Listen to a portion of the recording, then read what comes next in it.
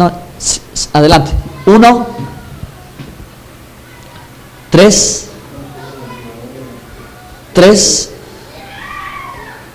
maratón intensivo de restauración. Bueno, hermanos, ustedes saben que la semana anterior comúnmente se le conoce como Semana Mayor, muchos le llaman Semana Santa, pero estas fechas, acorde a la Biblia, son las fechas de las fiestas bíblicas, son las fiestas que celebró Jesús. La Pascua, panes sin levadura, las primicias, hasta la fiesta de Pentecostés. Y estas 4 fiestas abarcan un periodo de 50 días. Entonces, ahora estamos apenas, ¿verdad?, pasando los primeros 8 días desde que se celebró, según la Biblia, un 14 del mes primero en Éxodo 12, que era la fecha del comienzo de año, y el 14 de ese mes, la Pascua. La Biblia establece la fecha de la celebración de la Pascua. Y bueno, alrededor de todo eso hay muchas cosas y muchas enseñanzas que nosotros necesitamos aprender, que nos falta aprender. Debemos aprender. Eso es lo que a todo cristiano le falta aprender y debe aprender a conocer, ¿verdad?, más profundamente la palabra de Dios. Entonces, ¿verdad?, nosotros empezamos una serie que se tituló Raíces, ¿verdad?, porque todo buen árbol tiene buena raíz, ¿ok? Y hablamos tema 2 sobre reconectarnos con esta parte de la Escritura de la que por mucho tiempo, al día de hoy todavía mucha gente, muchos cristianos están desconectados, y es la parte que tiene que ver con el pueblo y la nación escogida de Israel, ¿ok? Puesto que Jesús nació judío, vivió judío, aún en su muerte se le llevó las especies aromáticas que eran una costumbre judía para el cuidado del cuerpo que ya había perecido, de la persona que había muerto, pero sabemos que el Señor resucitó al tercer día, y esa es la verdad, que Cristo murió en estas fechas, en la fiesta de Pascua, pero en la fiesta de las primicias, ¿verdad?, como señal profética, Él resucitó, y que un día todos los muertos en Cristo resucitarán primero, y luego nosotros, los que habremos quedado en un abrir y cerrar de ojos, seremos llevados en las nubes con Él. Entonces, hermanos, abordamos una vez más algunas verdades que tienen que ver en punto 3 con nuestra fe. ¿De dónde se origina nuestra fe cristiana? Es algo que nosotros debemos de saber. ¿Cómo cuenta la Biblia la historia del principio? Han pasado 21 siglos desde que el Señor Jesucristo nació, ¿verdad?, y luego resucitó, ascendió, ¿verdad?, y desde entonces la Biblia comenzó a contarnos en el Nuevo Testamento y proféticamente en el Antiguo Testamento. Entonces nosotros podemos conocer, punto 4, la fe de Abraham, Isaac y Jacob, porque ahí se hablaba acerca, ¿verdad?, de lo que sucedería en el futuro. Bueno, entonces, hermanos, entendiendo eso, vimos he compartido las fiestas bíblicas, las fiestas de Jesús, las fiestas del Mesías. Todas ellas hablan, por ejemplo, Pascua del Cordero. Jesús es el Cordero de Dios. Apocalipsis dice, bienaventurados los invitados a las bodas del Cordero, ¿verdad? Entonces allí está hablando acerca de la persona de Jesucristo, que como Él murió. La fiesta de los panes sin levadura, Jesús es el pan de vida eterna, sin pecado. La fiesta de las primicias, Jesús es el primogénito de entre muchos hermanos, porque Él resucitó de entre los muertos. Y después de esto, el Señor, ¿verdad?, va a resucitar a todos los que han creído en Él en el futuro. Luego siguen, hermanos, la fiesta de Pentecostés o Shavuot, que es la fiesta donde el Espíritu Santo se derramó. Ok. Y hay otras 3 fiestas que vamos a ver más adelante. Entonces, en el trayecto, bueno, pues explicamos, punto 6, la fiesta de Pesaj o Pascua. Ok. Explicamos un poquito de cómo se celebra en el pueblo de Israel, qué dice la Biblia, ¿verdad? Cómo celebró Jesús según Lucas 22. Él celebró la fiesta de Pascua con sus discípulos la última noche, y de ahí Él dijo, el pan es mi cuerpo, el vino es mi sangre. Eso es lo que significa, ¿verdad? Y cada vez que hagan esto lo van a hacer en memoria de mí.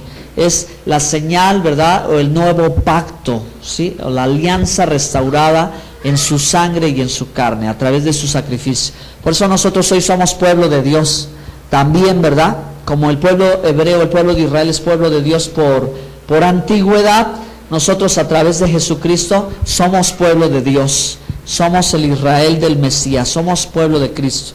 Y esta riqueza y esta herencia nos va a bendecir enormemente, nos va a bendecir espiritualmente, nos va a bendecir materialmente, amén.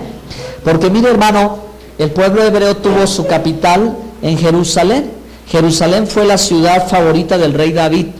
Dios escogió a esa ciudad para que se construyera su templo. Por eso cuando leyó, hermano, el Salmo 122, dice: pedí por la paz de Jerusalén, sean prosperados los que te aman. Necesitamos entender esto, hermanos, porque prosperidad también viene por amar al pueblo de Dios, por amar la ciudad de Jerusalén, por amar ese pueblo y esa tierra santa, que lo es, esa tierra santa, amarla, porque ahí nació nuestro Salvador Jesucristo de Nazaret, Yeshua el Mesías, ¿verdad? Ok, entonces esto es lo que estamos reconectando.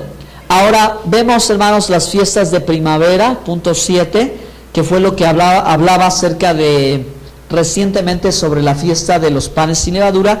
Y ahora, hermanos, precisamente cada día de aquí, desde Pascua hasta el día 49, se conoce o se llama como la fiesta de las gavillas, que también se le llama fiesta de las primicias o primeros frutos. Y en esa fiesta cada día se toma una gavilla y se cuenta 1, se cuenta 2, una gavilla por día. Y toda la enseñanza de la cuenta de la gavilla tiene como objetivo motivarnos a nosotros a crecer en Dios. O sea, son tiempos, hermanos, en el año, en la agenda de Dios, donde nosotros podemos meternos más, comprometernos más, consagrarnos más a Dios, y Dios obrará un maravilloso milagro que nos hará crecer. ¿Sí, hermanos? Entonces son tiempos de, dice popularmente la gente, tiempos de guardar. Pero realmente son tiempos de meternos con Dios, de la intimidad con Dios, de buscar a Dios y de buscar ese crecimiento. La Biblia dice que debemos ser perfeccionados hasta alcanzar la estatura del varón perfecto, ¿verdad? Entonces, este es el tiempo donde nosotros debiésemos, hermanos, de empezar a meternos tanto con el Señor, que al llegar a la fiesta de Pentecostés, en estos 49 días nosotros hayamos crecido tanto en nuestra vida espiritual, que alcancemos la madurez. Esa es en la agenda de Dios, esa es la invitación, y esa es la razón de la fiesta de las gavillas, que debemos, Señor, en este día, ¿en qué tengo que cambiar? Señor, tú me sacaste de la esclavitud del pecado, me sacaste de la condenación, me sacaste del mundo, de Egipto, y ahora, ¿verdad?, voy hacia ti. Y yo quiero llegar, Señor, para que tú me reveles tu palabra, tus planes, tus propósitos. Yo quiero crecer para poder estar en pie delante de ti. ¿Ok? Entonces, Señor, me falta amar más a mi familia, me falta perdonar, me falta ser más bondadoso, debo actuar más en justicia. Es un tiempo, hermanos, para cambiar, y es un tiempo para transformarnos, hermanos, ser mejores cristianos, mejores padres, mejores esposos. Así que esto es tomar el desafío de Dios y entrarle en esta carrera de ascensión, como quien va subiendo una montaña en estos días. Yo voy subiendo y me voy esforzando, sé que cuento con la gracia de Dios, con el poder del Espíritu Santo, con la ayuda de Dios, pero hay una parte que me corresponde a mí, yo la tengo que hacer. ¿Quién subirá al monte de su santidad? Limpio de manos y puro de corazón. O sea, tenemos nosotros, hermanos, que purificarnos. Dios nos va a perfeccionar. Y imagínense, hermano, que lleguemos en la fecha de Pentecostés y que lleguemos bien maduros, bien entregados al Señor, mejor que al principio, y digamos gracias a Dios que Él nos ha ayudado a ascender, a subir, a crecer, a madurar. Bueno, pues entonces, hermanos, el punto 8, como parte de todo este desarrollo, puesto que Jesús en Lucas 22 celebró la Pascua, contamos la historia hebrea de Jesús. O sea, dónde nació, cómo nació, por qué nació allí, la profecía que hablaba de que el que fuese el Mesías, hijo de Dios, y el Mesías, el Mashiach ben Elohim, o sea, el Mesías, hijo de Dios, tendría obligadamente que cumplir con la profecía. Si no cumplía la profecía, no era el Mesías. ¿Ok? Pero Jesucristo, hermanos, cumplió la profecía. Y aún hay más profecía por cumplir en su segunda venida en gloria. Contamos esa historia. También, hermanos, el día de ayer vimos detalles sobre el calendario, muy importante, el calendario hebreo contrastando el calendario romano. El calendario romano es el calendario que el Papa Gregorio XIII y estableció o impuso para corregirlo por la fecha de Pascua. Porque ustedes verán, hermanos, que la fiesta de Pascua, la fecha de Pascua, de acuerdo a la tradición católica, siempre cae un jueves, viernes, sábado y domingo. Pero esto es del calendario que el Papa Gregorio cambió. Antes tenían el calendario que Julio César impuso en todo el Imperio Romano en el 46 antes de Cristo. Pero obviamente, hermanos, el pueblo judío pues no lo seguía, porque era un calendario número uno solar, donde cada día se celebraba a una imagen, ustedes lo saben, ¿verdad? A un santo, y los nombres de los días y de algunos meses eran dedicados a los dioses romanos y griegos. Entonces, pues obviamente esto implicaba una cultura pagana. El pueblo hebreo contaba los días por número, y cada número era una letra hebrea, Aleph, Bet, Gimet, Dalet, ¿sí? Eso decía 1, 2, 3, 4, 5, 6, y el Shabbat, o día de reposo, que Jesús guardaba, ¿sí? Entonces volvían a contar 1, 2, 3, 4, 5, 6, y así era el conteo de la semana. El conteo del mes era de 1 a 28, conforme la luna. Eso tenía el calendario hebreo, que contabilizaba los meses por la rotación, una vuelta de la luna a la tierra, ¿ok? 28 días, y entonces otra vuelta. Y el calendario, bueno, pues tiene sus ajustes, ¿de acuerdo? Tiene sus detalles, su explicación, pero déjeme decirle una gran verdad: la Biblia está calendarizada por el calendario hebreo. O sea, las fechas están marcadas acorde al calendario hebreo, no al calendario gregoriano. Pues cuando nosotros leamos en el Nuevo Testamento una fecha, debemos de saber que no se está hablando de una fecha según Roma, sino según el calendario de Israel, ¿de acuerdo? Como lo vemos en la Pascua desde Éxodo, Dios mismo determinó estas cosas, les dio a ellos los cálculos de los tiempos, ¿ok? Entonces les dijo que la luna, el sol, la luna y las estrellas les servirían de señales, estaciones y todo eso. Entonces, hermanos, en el calendario hebreo el año comienza 14 días antes de Pascua, así lo dice la Biblia. Entonces fíjense qué interesante, que esto casi nadie lo sabe, pero aunque todos tenemos diferentes versiones bíblicas, no conocemos la Biblia. En Éxodo 12, 2 dice: este os será el primer mes del año. El primer mes del año, o sea, aquí principia el año, que es entre marzo y abril. Digamos, el 1 de abril este año parece que fue la fecha donde Dios dice: aquí comienza el año. Y comienza el año una vez comenzada la primavera. Diferente al calendario que conocemos, que a mitad del invierno, entrado el invierno, comienza el año. Pues como que es más bonito que entre la primavera y comience el año. Y es más bonito porque Dios lo dijo así, ¿verdad, hermanos? Entonces, hay cosas bien interesantes que nos van a ayudar a nosotros a descubrir más cuestiones de la Biblia. Por último, hermanos, lo que les comparto con el calendario hebreo versus el calendario romano es que la Biblia había profetizado que para el pueblo de Dios se le obligaría a cambiar su calendario, dejar su calendario y tomar otro que no era su calendario. Daniel 7:25 dice que la cuarta bestia que habla el profeta Daniel, que era la más terrible de todas, ella hablaría palabras en contra del Altísimo, o sea, blasfemaría en contra de Dios, y que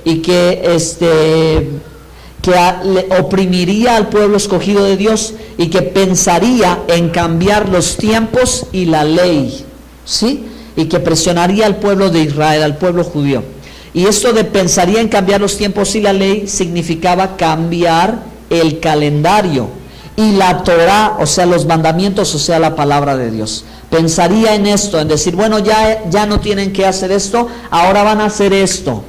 Y hermanos, según los historiadores y la Biblia, la cuarta bestia grande y terrible se reconoce como Roma, el Imperio Romano. El Imperio Romano fue el que hizo todos estos cambios, empezando hacia el pueblo de Israel, ¿verdad? O siendo ellos los que dominaban la tierra y dominaban al pueblo judío.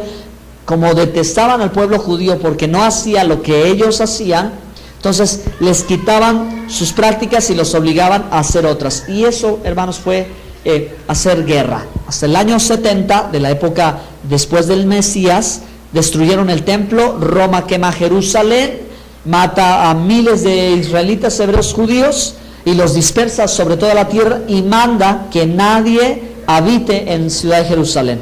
Y eso, hermanos, pues pasan siglos, hasta que vienen otros imperios que dominan al imperio romano y vuelven a recuperar Jerusalén, como el imperio bizantino, el imperio otomano, hasta el siglo XIX y XX, que los ingleses vuelven a conquistar Jerusalén, una parte del imperio árabe, y entonces ahora sí sucede el milagro, ¿verdad? Siglo XX, que regresan los judíos ingleses a rehabitar Jerusalén. ¿Ok? Entonces esa es la historia del calendario. Impresionante, hermanos, que esa cuarta bestia, que es el imperio romano, obligó, ¿verdad?, al pueblo judío a dejar su calendario y a tener ahora el calendario romano. Y eso que es la mayoría del mundo, donde hay influencia de la iglesia de Roma, el calendario es este. Se cambió, porque ahí claramente dice en la Wikipedia que el calendario se cambió para reajustar la fecha de Pascua, no como dice la Biblia, sino como ellos calcularon por la luna. Bueno, entonces, hermanos, nosotros debemos de ir aprendiendo todos esos detalles, porque a veces lo vemos tan normal y pensamos que siempre fue así desde el principio, pero no, la historia no fue así, la historia se cambió. Por su parte, la cuestión de la ley, cuando la cuarta bestia, Daniel 7:25, lo estudian en casa, la cuarta bestia quería cambiar la ley y eso implicaba empezar por abolirla, o sea, por decir, bueno, esta ley ya no opera. Y eso es lo que de Roma heredó el cristianismo, cuando dijo, ¿verdad?, ya la ley, la Torá, los mandamientos, ya no, ahora, ¿verdad?, ya nos vamos a regir nada más así. Ya no es tanto el Antiguo Testamento, ya la ley de Moisés ya pasó, pero ¿a quién se le ocurrió esto? Esto lo heredamos precisamente de esto, hermanos, que Roma hizo en la historia, en los concilios de Trento y de Nicea, donde ellos determinaron abolir la Torá. ¿Ok? Decir como que ya quedó anticuada, ya quedó pasada, esa ya no. ¿Por qué? Porque eso implicaba una conexión con el pueblo de Israel y descubrir la identidad verdadera de la que todos los hijos de Dios debemos de tener. ¿Ok? Y la obediencia a Dios, que es lo que le agrada. Perfecto. Bueno, ahora en esta ocasión, ¿quieres bajar un poquito más, por favor? Solo quiero, hermanos, ya introducirlos en el tema 12. En el tema 12, por favor, ahora sí amplíalo, maximízalo, ponlo en formato de presentación. Ya que, hermanos, comenté algunas de las cuestiones históricas de los calendarios y de la época del Mesías y posteriormente al Mesías, déjenme, hermanos, solo brevemente darles algunos comentarios de la historia de la iglesia. Necesitamos conocerlos. En el Antiguo Testamento, hermanos, la palabra eclesia no la vamos a encontrar. Si quisiéramos indagar en el Antiguo Testamento qué decía la Biblia de la iglesia, si buscamos iglesia no lo encontramos, porque iglesia viene del griego eclesia, y el imperio griego fue, digamos, 4 siglos antes del Mesías, pero el Antiguo Testamento tiene 2000 años antes del Mesías, ¿sí? Entonces el idioma griego ni existía. ¿Qué existía? El hebreo y el arameo. Entonces, en el hebreo y en el arameo se usa la palabra Keilah, que significa lo mismo que significa lo que entendemos por iglesia. O sea, significa congregación. En hebreo, la palabra para iglesia es Keilah y se traduce al castellano como congregación. Entonces, ustedes lean el Antiguo Testamento y cuando lean que dice la congregación, entonces se van a dar cuenta que ahí debería de haber aparecido para reconectar la palabra iglesia, ¿verdad? Pero no se hace eso en la traducción del Antiguo Testamento, en el Nuevo sí. Pero bueno, vamos a entender por qué. Hermanos, primeramente porque esta palabra nos está diciendo el antecedente histórico y profético de la iglesia.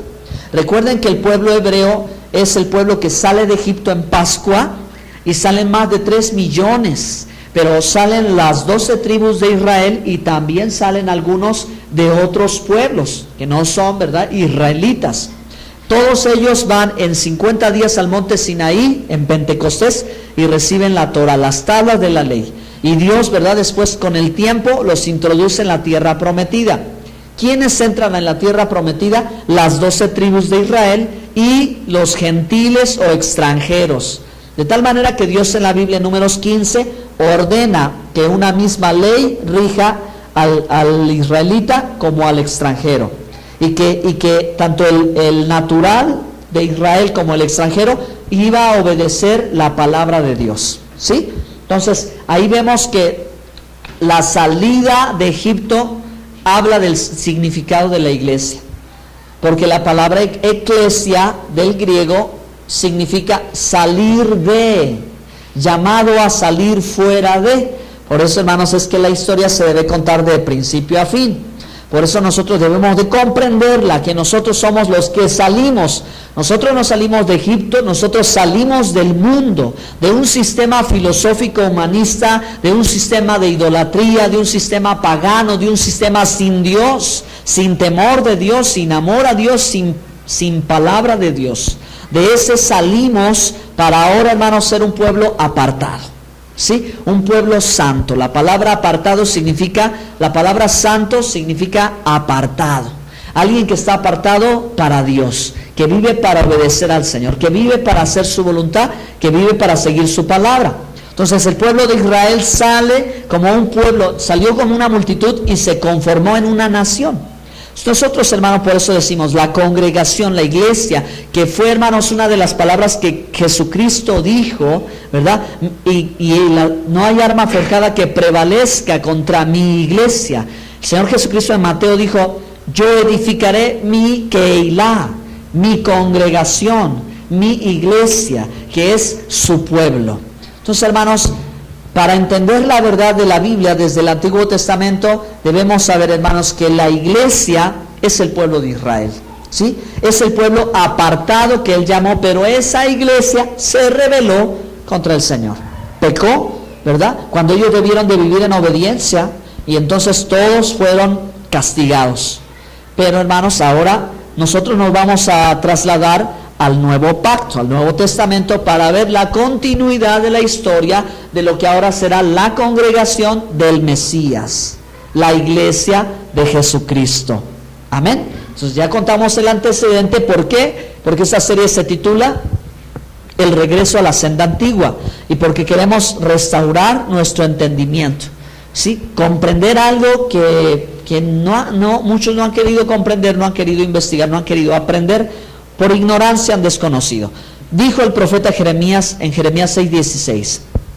Así dice Jehová: paraos en los caminos y mirad y preguntad por las sendas antiguas, cuál es el buen camino, y andad por él, y hallaréis descanso para vuestra alma. Mas dijeron: no, Amén. andaremos. No andaremos. Entonces, ¿qué estamos haciendo? Estamos preguntando por las sendas antiguas. Queremos decir, ¿cómo eran las cosas desde antaño? ¿Cómo eran antes las cosas? ¿Cómo es la historia contada originalmente? Esa es la historia, hermanos, ¿ok? Por eso es que hacemos esto, necesitamos hacerlo, y esto, bueno, es el maratón de verdades bíblicas. Ahora vimos raíces, vimos cuestiones muy bíblicas, y ahora estamos viendo cuestiones de la iglesia. Adelante. Entonces, hermanos, ahora corresponde la parte de hablar la iglesia del primer siglo. Ya les di el antecedente, ¿verdad? De dónde se origina la iglesia en el plan de Dios. En el plan de Dios se ve en toda la Biblia, hermanos, y esa es la conexión que tenemos. Por eso, hermanos, conocer la historia de la iglesia modelo va a ser una grande bendición, para que nos podamos dar cuenta de qué es lo que sucedía cuando Jesucristo resucitó y mandó a sus apóstoles. Hechos 2, 42 al 47. Ustedes lo leen. Y perseveraban en la doctrina de los apóstoles, en la comunión unos con otros, en el partimiento del pan y en las oraciones. Y sobrevino temor a todas las personas, y muchas maravillas y señales eran hechas por los apóstoles.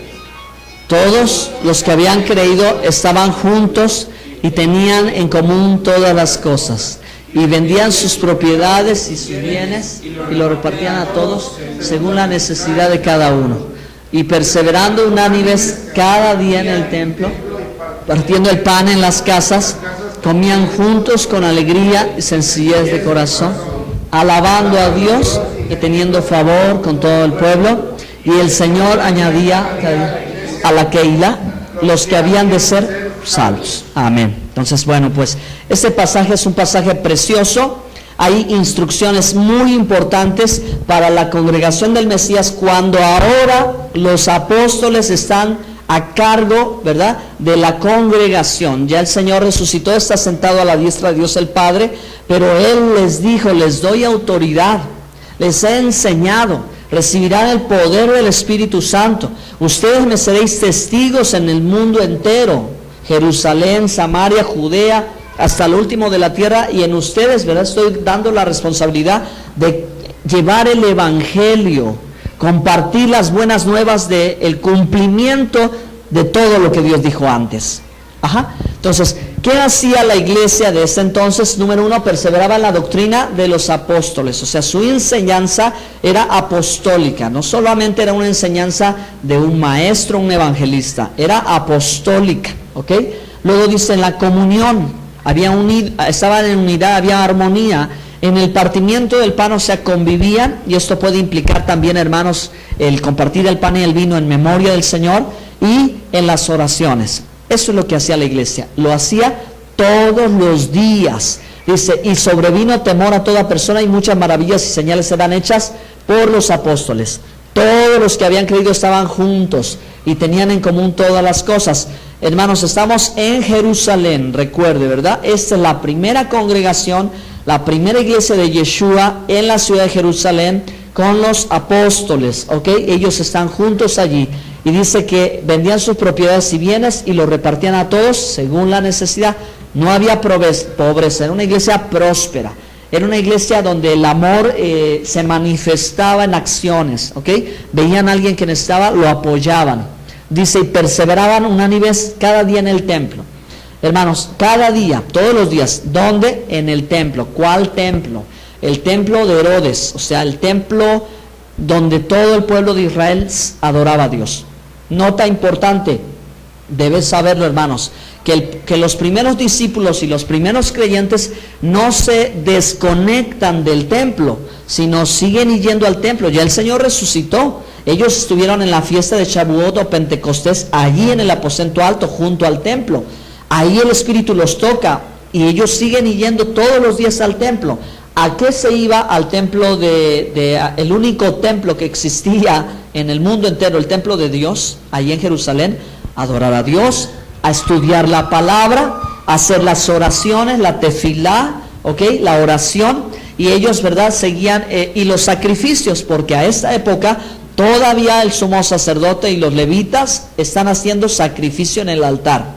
Sin embargo, hermanos, ellos están allí en el templo, o sea, no están desconectados. Estos 12 y la multitud de 120 y todos los que se añaden siguen yendo. O sea, no hay nadie que diga, pues ya no vayan allá, vénganse de este lado. No, la Biblia dice que ellos estaban ahí partiendo el pan en las casas, los dos lugares de reunión, en las casas y en el templo. En las casas y en el templo comían juntos con alegría y sencillez de corazón, alabando a Dios, teniendo favor con todo el pueblo. Esto es Jerusalén, estos son los judíos, porque estos que han creído son judíos, y ya algunos puedo contarlos prosélitos, o sea, que habían escuchado de la palabra de Dios, querían acercarse a los judíos religiosos, pero en el Mesías se sintieron plenos. Ellos dijeron, esto es lo que nosotros creemos. Y el Señor añadía cada día a la iglesia los que habían de ser salvos. Perfecto.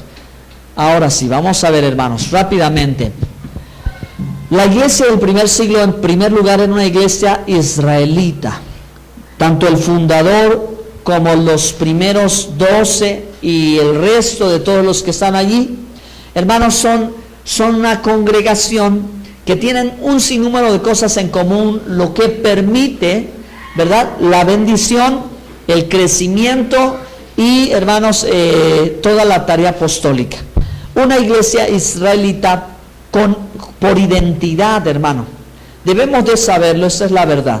Porque la identidad de la iglesia no era una identidad romana o mexicana. ¿Sí me explico? Ellos estaban identificados con la nación. Los que creyeron en el Mesías no estaban viviendo algo de lo que no habían aprendido antes, sino para ellos esto era el cumplimiento de la escritura del Antiguo Testamento. ¿Sí? Al contrario, confirmaba su fe en los judíos que tenían su fe de acuerdo a la escritura, la esperanza del Mesías y el Dios de Abraham, de Isaac y Jacob. Entonces, por eso dice la Biblia, Mateo 15:24, leamos el versículo, si alguien me ayuda. Amén. Sí, como dice, hermano. Él respondiendo dijo, no soy enviado sino a las ovejas perdidas de la casa de Israel. Amén, gracias, hermano. No soy enviado, dijo el Mesías, sino a las ovejas perdidas de la casa de Israel. O sea, él fue a buscar lo que se perdió. Él vino a buscar lo que se perdió. Y si tú conoces la Biblia, tú sabes que en el Antiguo Testamento se cuenta que parte de Israel se perdió en el mundo. Entre todas las naciones se asimiló, se revolvió, de tal manera que ya en el mundo nadie sabía qué onda, ¿no? Pero él vino a buscar las ovejas perdidas de la casa de Israel. Con lo que se entiende, hermanos, que verdad, de no solo el judío, que es una tribu, sino él viene a todas las 12 tribus. ¿Dónde están las demás tribus? Esparcidas en el mundo. ¿Ok? Y de entre todas las naciones, la Biblia en Apocalipsis lo dice, de toda lengua, pueblo, tribu y nación que vinieron al Mesías. Ahí está, hermanos, los llamados gentiles. Esos son, ¿verdad?, los de que se profetizó que vendrían. Profetizó Jeremías, profetizó Ezequiel, profetizó Isaías. De eso hablaban los profetas, de la restauración, de cuando llegaría un día en que vendrían por medio de Jesús, del Mesías, ¿verdad?, a las ovejas perdidas de la casa de Israel. Entonces déjeme decirle una cosa, si usted ha creído en Jesucristo, si usted ha reconocido que la Biblia es la palabra de Dios, si usted ha sentido dentro de su ser algo que vino de Dios hacia su vida y que usted dijo, no, yo quiero seguirle, yo quiero agradarle, yo quiero estar, es que usted era una oveja perdida. Usted era esa oveja perdida que Jesús estaba buscando. Pero el detalle es que usted era esa oveja perdida de la casa de Israel. ¿Ok? Bueno, bendito sea el Señor. Entonces, Hechos 5:42, ¿cómo dice? Amén. Sí, adelante. Y todos los días en el templo y por las casas ¿No cesaban? incesantemente Sí. enseñaban y predicaban a Jesucristo. Exactamente. O sea, hermanos, ellos hablaban del Mesías. Su enseñanza, como debe ser hasta el día de hoy también, debe ser esa, cada día. ¿Sí? ¿Por qué esa nota es importante? ¿Por qué a veces no vivimos un avivamiento con el Señor? Porque de pronto somos un poco fríos, ¿no? A diferencia de, ¿por qué esta iglesia hacía milagros? Porque todos los días buscaba al Señor. Todos los días predicaba la palabra. Todos los días, no nada más llegaba el día de descanso, llegaba el día de congregarse, sino todos los días. Si nosotros pudiéramos cada día invertir un poco de nuestro tiempo para Dios, hermano, la gloria de Dios se manifestaría otra vez. ¿Ok? Entonces ellos dicen el Mesías Yeshua. Ya recuerden, hermanos, que estos son hebreos, israelitas, judíos, hablan hebreo. El nombre de Jesús en el hebreo es Yeshua. Así lo pronunció Miriam, Joseph, Jacob. Así lo dijo Simón Kefa, Mateo Leví, Yohanan, Yeshua HaMashiach. Jesús el Mesías. Ellos están hablando de Jesucristo, el ungido de Dios. Cristo es la palabra griega, Mesías es la palabra hebrea. Si usted busca a Cristo en el Antiguo Testamento, jamás lo va a encontrar. ¿Qué es lo que va a encontrar? Mesías. ¿Por qué? El Antiguo Testamento fue escrito en la lengua sagrada, el hebreo. El Nuevo Testamento, queridos hermanos, también fue escrito en la lengua sagrada, el hebreo. Sin embargo, por cuestiones de política, de guerra, de persecución, muchos argumentan que fue escrito en en griego el Nuevo Testamento. Pero hermano, aunque haya sido escrito en chino, sigue siendo el pensamiento de los autores de una mente hebrea. ¿Ok? Sí, aunque hubiera sido en español, de todas maneras reflejaba el lenguaje de ellos. Y para un judío decir Mashiach significaba algo. Pero para un griego, en su concepto griego, ungido era otra cosa, porque los griegos usaban esa palabra para hablar de sus semidioses. ¿De acuerdo? Toda la mitología griega está empapada de eso. Necesitamos entenderlo. La Escritura dice Yeshua HaMashiach, que es el Mesías judío. No puede haber un Mesías griego, un Mesías... No, porque el Mesías, la profecía dice que vendría del pueblo de Israel. Amén. Ok, y ese es Jesús. Por eso es necesaria saber la historia de Jesús, para entender quién es Jesús, de dónde proviene, qué se profetiza de Él y cómo vive. Él vive, hermano, como todo judío. Él es un rabí. Y solo, hermanos, los del pueblo de Israel eran rabinos. No había otros, ¿verdad?, que se llamaran rabinos también. Solo ellos. Por eso, quien estaba presente ahí escuchaba a Jesús, escuchaba la enseñanza de un rabí. ¿Y qué hacía un rabí? Un rabí no enseñaba matemáticas, no enseñaba filosofía, un rabí no enseñaba ciencia, un rabí enseñaba la palabra de Dios. Amén. Muy bien. De esto predicaban. Hechos 2:43. Vamos ya. Ayúdeme, por favor. Adelántese con las citas para leer. ¿No alcanza a ver? ¿Sí?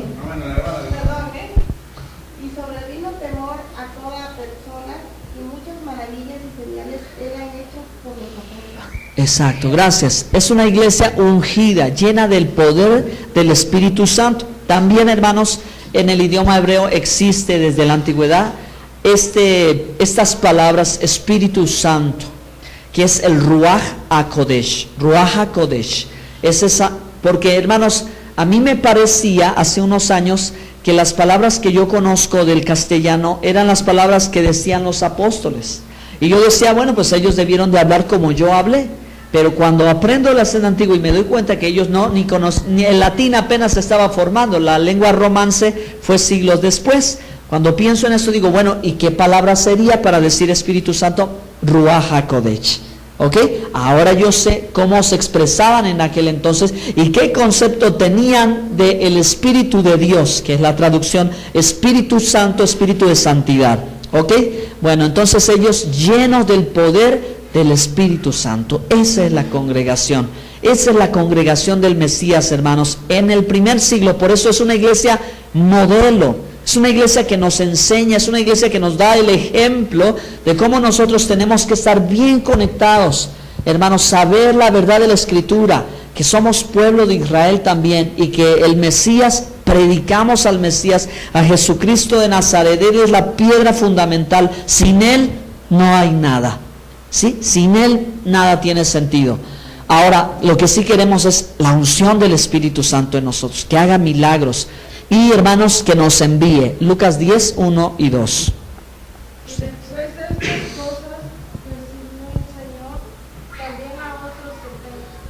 Así es. A quien les envió de dos en dos delante de él a toda ciudad y lugar donde él había de ir. Así es. Y les decía, la mies a la verdad es mucha, mas los obreros pocos. Por tanto, rogad al Señor de la mies que envíe obreros. Amén. Gracias, hermano. Muy bien. Ellos eran enviados.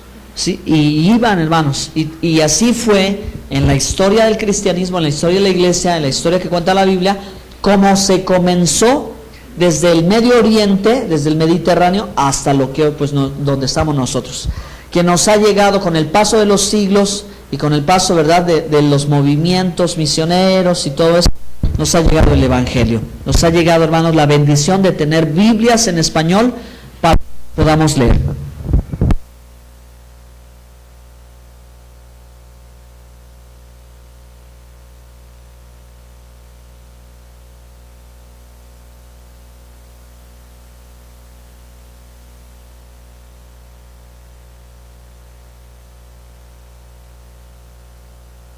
Sí. Perseveraban unánimes cada día en el templo y partiendo el pan en las casas, comían juntos con alegría y sencillez de corazón, alabando Gracias. a Dios y teniendo favor con todo el pueblo. Y el Amén. Señor añadía cada día a la iglesia los que habían de ser salvos. ¿Por qué pasaban esos milagros? Todos unidos, no hay carencia, todos están compartiendo, están felices, están alegres, Dios se glorifica, están unidos, hermanos, porque están unidos, ¿ok? Entonces, esa unidad era una grande bendición, hermanos, y ahí vemos cómo la congregación era próspera. Y algo, hermano, que nos debe de acontecer a nosotros cuando verdaderamente comenzamos a buscar a Dios es que también prosperemos, nos vaya bien. Cuando nos estamos metiendo con el Señor, estamos buscando en obediencia, en amor, en fe, Él nos va a bendecir. Y una vez bendecidos, hermanos, que nos acontezca esto, que estemos bien unidos y podamos apoyarnos unos a otros y suplir necesidades. Eso va a ser una bendición, ¿ok? Hechos 2:42. ¿Sí? Y perseveraban en la doctrina de los apóstoles, en la comunión unos con otros, con el partimiento del pan y en las oraciones. Amén. En la doctrina de los apóstoles es una pieza fundamental. Solo haré un comentario. Hermanos, la doctrina de los apóstoles es la doctrina de Jesús. No piensen que los apóstoles agarraron su rollo y dijeron, pues ahora nosotros vamos a decir una cosa diferente de la que Jesús dijo. No es así. Sino que tanto Pablo como Juan, como Pedro, como cada uno de los apóstoles en su enseñanza siempre compartían la enseñanza de Jesús.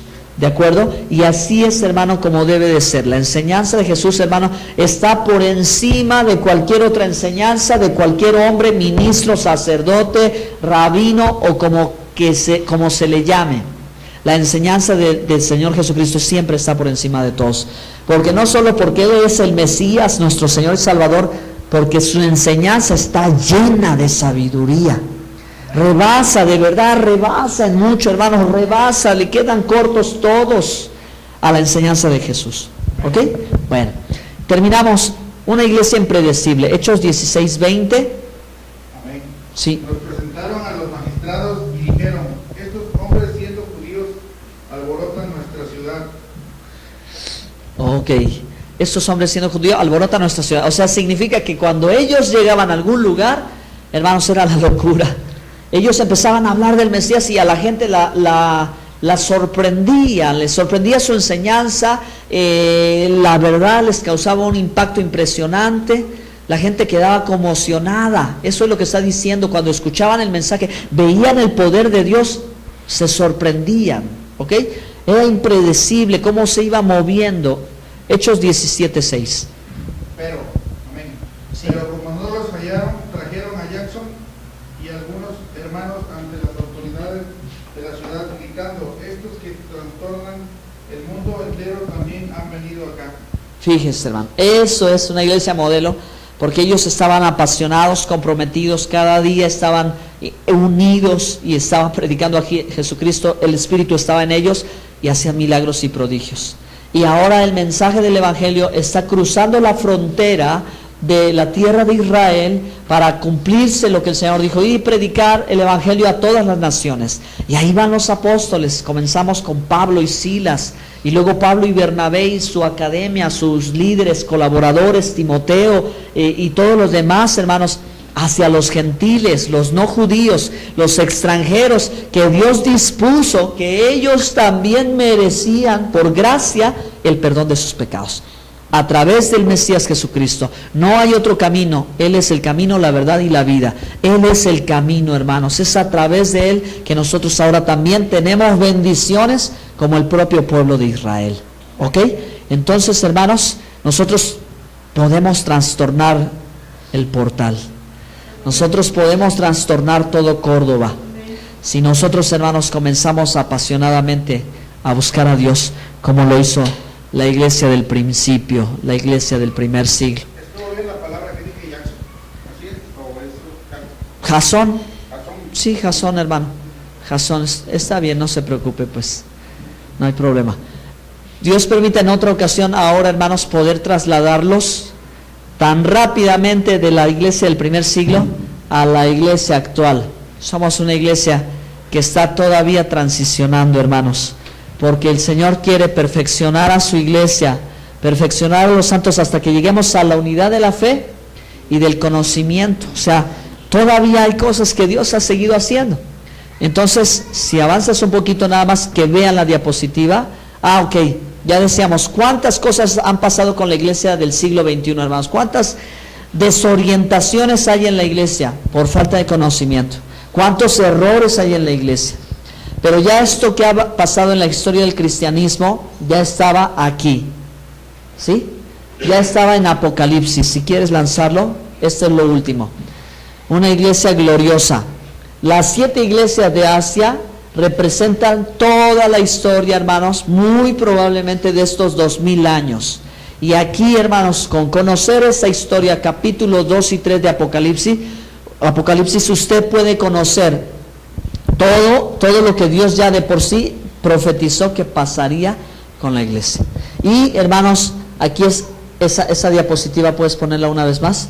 Aquí ya se va diciendo, ¿verdad?, cómo la congregación en el paso de los siglos, en las épocas de la iglesia primitiva, pasaría a una iglesia perseguida. Vendría un tiempo de persecución de Roma, atacar y destruir.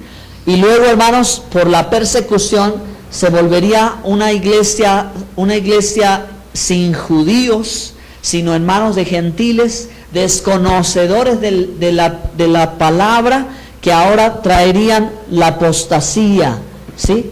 Y que entonces, como dice la iglesia de Esmirna, una iglesia, ¿verdad?, según la historia, inquisitora, una iglesia que cambia, una iglesia por la influencia de Roma y Constantino y todo esto, que introduce la apostasía terriblemente, y entonces la iglesia viene en decaída, siglos de decaída, hasta que, dice la iglesia de Esmirna, Pérgamo, la iglesia de la Reforma, donde de ahí de unos pocos dicen, no, esto no está en oscuridad, vamos a salir, y salen.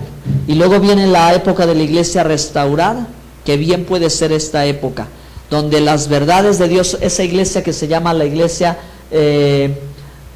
Filadelfia, amor fraternal, la iglesia que ama al Mesías, que ama la palabra, que sufre persecución, que lucha, que no es una iglesia tan grande, pero es una iglesia fiel a Dios, ¿ok? Pero para terminar, ¿en qué? Entre que aquellos que no regresan y que no vuelven otra vez por la senda antigua, terminan como una iglesia secular, una iglesia moderna sin Dios, una iglesia donde ya no se llaman hermanos, una iglesia donde ya no se lee la escritura, una iglesia donde ya no se pronuncia el nombre de Dios, una iglesia donde ya no se es iglesia. Imagínense, hay iglesias que ya no son iglesias, son asociaciones civiles, y Dios bendiga a todos ellos. Que Dios los ayude, porque ellos ya no son iglesias. Esas son asociaciones civiles que tienen, ¿verdad?, otro encargo. Ya no es el pastor, ahora es el director. Y no estoy hablando mal, y no estoy diciendo que no funcione o como sea, pero hay profecía de que todo esto pasaría. Si no, hermanos, bueno, los que les gusta escuchar la música cristiana, cómprense los últimos discos de los más famosos cantantes cristianos, y en muchas de sus canciones van a ver que ya el nombre de Dios ya no está. Muchas canciones a Jesús ya no dicen Jesús. Y ahora ya no son salmistas, ahora son artistas. ¿Sí me explico? O sea, la tendencia es ser como el mundo es. Y ahora te encuentras grupos como 777, te encuentras grupos como de rock cristiano que no tienen nada de cristiano, pero que simplemente están utilizando la plataforma para volverse famosos y millonarios. Eso es una de las cosas, hermanos, que tiene la iglesia de la Odisea, la iglesia tibia, la iglesia donde el hombre es el que la dirige, ya no es Dios el que la dirige. Wow. Eso es algo bien fuerte, hermanos. Yo por eso escucho por la música de Felipe Gay. Ese sí es cristiano. Okay. Bueno, hay iglesias donde dicen que los salmos ya no se pueden leer. O sea, es todo un asunto que yo para qué les comparto, hermanos. Pero ustedes deben de ir aprendiendo poco a poco y conocer esta historia que está plasmada en la Biblia para no volver a repetirla. Pónganse de pie y con esto concluimos este mensaje de esta tarde para que vean lo valiosas las cosas hoy. ¿Verdad? ¿Cómo han cambiado? ¿Quién las cambió? ¿Quién llevó y ahora, hermanos,